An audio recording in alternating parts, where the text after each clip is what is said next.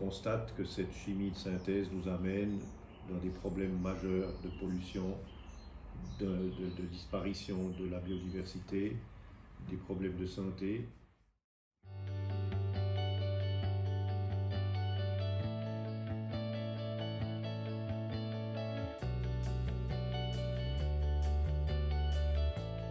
Bonjour Monsieur Perrochet.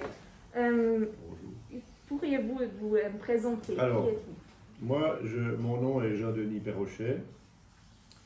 Je suis vigneron encaveur ici dans cette maison, la maison Carré à Auvergne. Je suis la 6e génération de vignerons dans cette maison.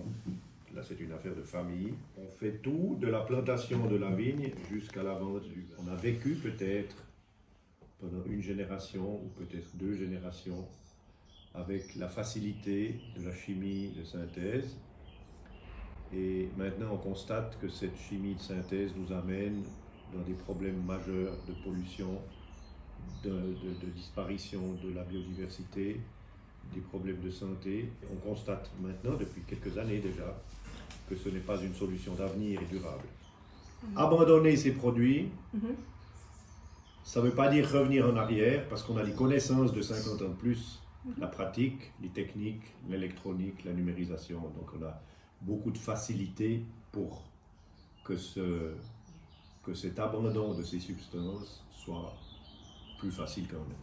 Quelle était votre motivation principale? C'était pas la santé ou la biodiversité ou la pollution, c'est pas ça qui m'a. Je me suis dit oui, si on doit, c'est mieux pour tout le monde, pour celui qui l'utilise, pour la nature, pour tout, mais ce n'était pas un point précis. Alors, lesquels pesticides utilisez-vous ou quelle méthode de fertilisation? Alors, au niveau de la fertilisation, on utilise des engrais organiques, donc des engrais qui sont à base de champignons, qui sont à base de matière animale, qui sont à base de matière végétale, de décomposition des composts.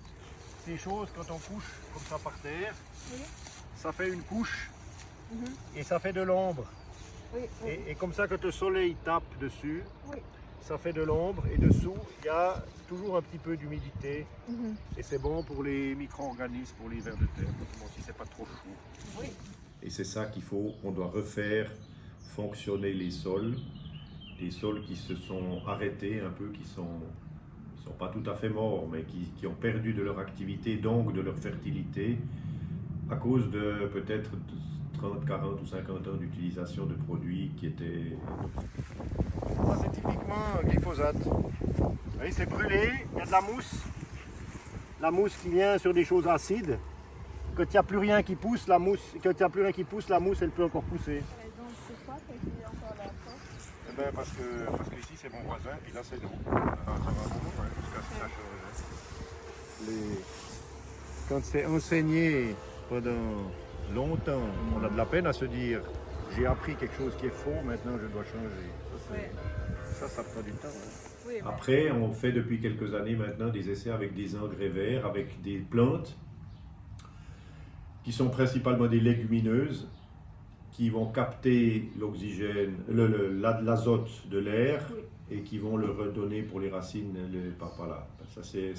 On sème aussi ça un petit peu maintenant avec des céréales qui amènent de la lignine, et puis ça augmente la quantité d'humus, c'est le but.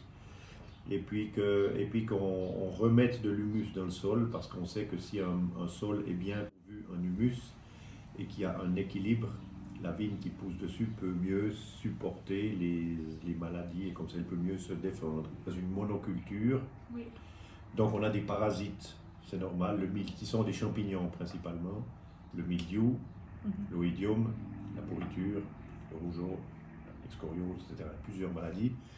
Et donc contre ces maladies, on doit traiter, on doit utiliser des pesticides. Mais c'est des pesticides qui sont des pesticides naturels. C'est des pesticides que la nature peut recevoir, dégrader, transformer, et ça ne s'accumule pas à devenir toxique comme les produits de synthèse.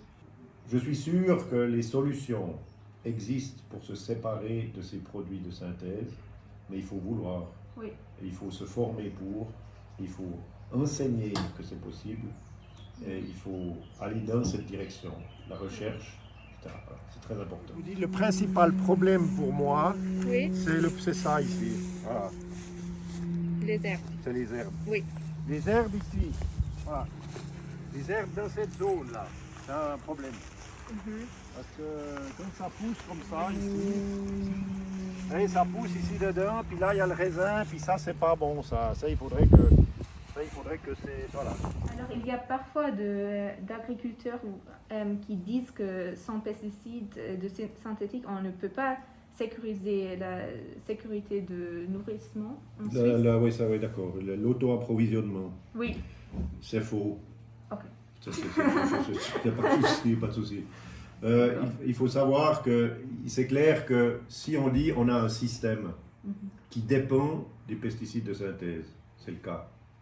Si on dit on arrête et l'année prochaine on regarde ce qui se passe, eh bien forcément que ça ne veut pas aller. Oui.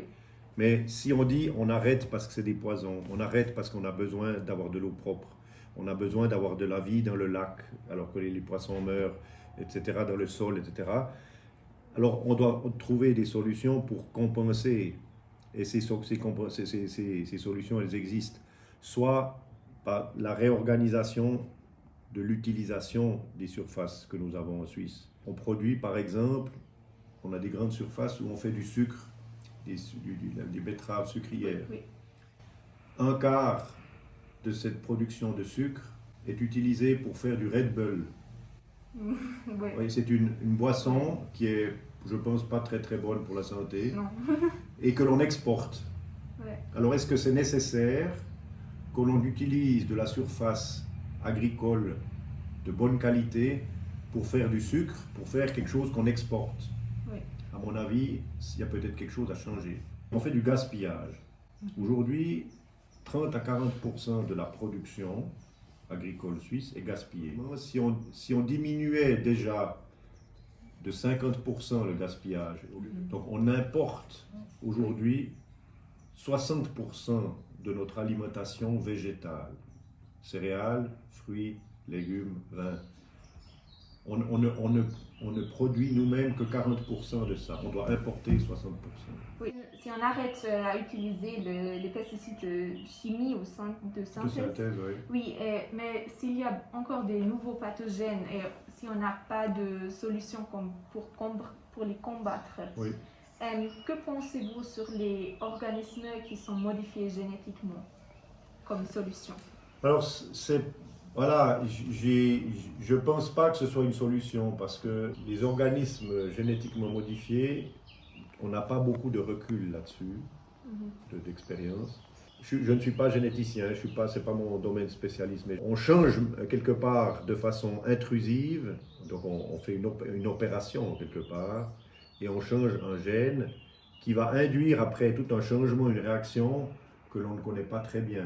On connaît un petit peu, mais après, qu'est-ce qui va se passer à long terme quand cet organisme se multiplie? Est-ce que ça réagit la même chose vu qu'on a eu un changement induit et quelque part provoqué mécaniquement?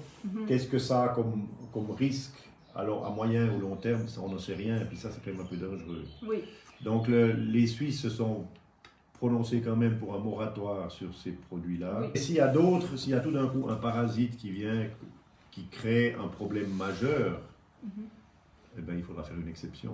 Notre idée de dire on arrête avec les pesticides de synthèse, c'est une idée réfléchie. Oui. Ce n'est pas de la doctrine aveugle. C'est ainsi un problème, on va le régler. Voilà, oui. Comme toujours. Notre projet essaie il y a des bactéries qui produisent des vésicules. La cellule de la plante, il y a des récepteurs et ces vésicules font alors ils touchent ces récepteurs et puis la plante pense que c'est un pathogène et elle améliore sa résistance. D'accord, oui, tout à fait. Et on utilise déjà ça dans la vigne. Ah, ok, mais alors, c'est pas alors la plante ne change pas, n'est-ce non, pas? non, Parce non, que non. les vésicules ne touchent pas. Ça réveille une autodéfense. Exactement, oui. Voilà, ouais. Oui, et il y a deux idées pour les utiliser, mais alors cette idée pour de mettre dans le sol, c'est pas, on ne sait pas si c'est libre ou on peut le faire. à cause des régulations. Ouais. Mais que pensez-vous de C'est ces des bactéries qui viennent de où? Ils sont dans le sol aussi. Alors, D'accord, c'est ouais. pas des bactéries qui sont prises de C'est pas quelque une part. nouvelle. Non. Mais simplement, vous les modifiez. Oui. Et l'idée, D'accord. c'est... Normalement, ce bactérie produit des vésicules, normalement. Mais avec couper le génome, il produit beaucoup de vésicules. Et ces vésicules sont comme... Ils n'ont rien d'important dans le vésicule, mais la plante pense tous les vésicules de toutes les bactéries sont des pathogènes. D'accord, Oui. d'accord. Ouais, mais moi, ça me dérange pas quelque part. Mais je sais que quand on commence à modifier les gènes, on ne sait pas très bien ce qui se passe à moyen et long terme. Dans le laboratoire, c'est super, mais après... Vous hésiterez de l'utiliser sur votre champ? J'ai absolument, oui, je ne veux pas être le premier à l'utiliser. De nouveau, on modifie des choses, on ne sait pas très bien quelle influence ça a, quoi. Même si sur le papier, on dit non, mais il ne va rien se passer. Ça reste une modification génétique, induite, intrusive, et après, est-ce que c'est stable? Si on peut faire ça avec des substances naturelles, moi je suis d'accord. Si on doit faire ça avec des trucs génétiquement modifiés, je ne suis pas d'accord. D'accord. Parce qu'on sait que les substances naturelles existent. Voilà. Si on produit les vésicules dans un laboratoire qui est fermé, et puis Ouais, on après, a faut les que- vésicules qui sont des Ça produits dépend qui c'est qui a la clé après. Oui, mais s'il y a des vésicules, seulement les vésicules qui sont dans le sol de toute façon, et on fait un spray comme Ouais, ça. ben, moi ça me dérangerait pas, ça. D'accord. Ok. Mais en fait, il y a dans le Ah, chemin de cette production, il y aura une Modification modification génétique, ben oui. ouais, mais ça c'est le problème. Mais moi je suis contre, mais ça fait rien. Ça. Il faut chercher, il faut Oui. peut-être qu'on trouve un système, je sais pas quoi. Au moment où on dit on fait de la modification génétique, je sais qu'on fait ça pour la médecine. La médecine, ça reste quand même sur une personne. On travaille, c'est surveillé et tout. Moi, vous mettez ça dans la nature, la radiation, la radioactivité naturelle, il y a les changements de température, il y a un endroit il fait plus chaud, un endroit il fait plus froid, un endroit il y a de la terre avec de l'argile, l'autre. La nature, c'est quand même beaucoup plus diversifié qu'une seule personne. Avec ça, on veut nourrir les gens. C'est les influences de ça. Quand il y a une personne qui est malade, on lui donne ça, on s'occupe d'elle, ça s'arrête à la personne. Oui. Avec ça, ici, au moment où on met dans la nature sur des plantes qu'on doit cultiver, on doit faire des fruits, des récoltes qu'on fait à manger avec, eh ben, on distribue un peu là. Voilà. C'est un petit peu avec cette distribution générale que j'ai un peu de peine. Alors, si on a la situation hypothétique, le pesticide de synthèse ou quelque chose comme ça, qui est le pire, à votre avis, de chimie? Entre le diable et l'enfer. Écoutez, je ne sais pas, mais une chose est sûre, c'est qu'on sait que les pesticides de synthèse, ça ne va pas, parce qu'on a des problèmes. Il y a 1 million de Suisses qui boivent de l'eau polluée. Là. On sait que la biodiversité, la biomasse des insectes a diminué de 3/4 en 30 ans, donc ça ne va pas. On sait que 2/3 des recrues à l'école auront des problèmes pour avoir des enfants parce qu'ils ont des problèmes de fertilité. On sait que la procréation assistée a doublé en 10 ans.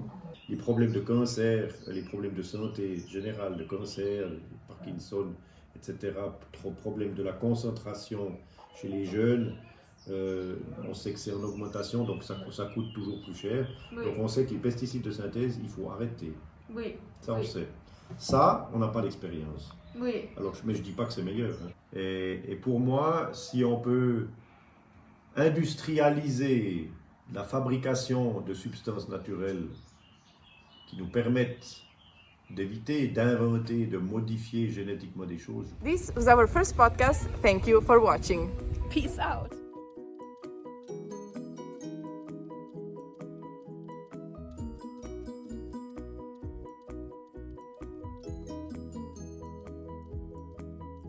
So, this is the first part of our podcast. Let us tell us what you thought about it. Oui, merci beaucoup. C'est- C'est bien pour la question sur... There actually is a product. Wait, start again from he says, I think I got it. And this was our first podcast of the iGEM team. my own accent.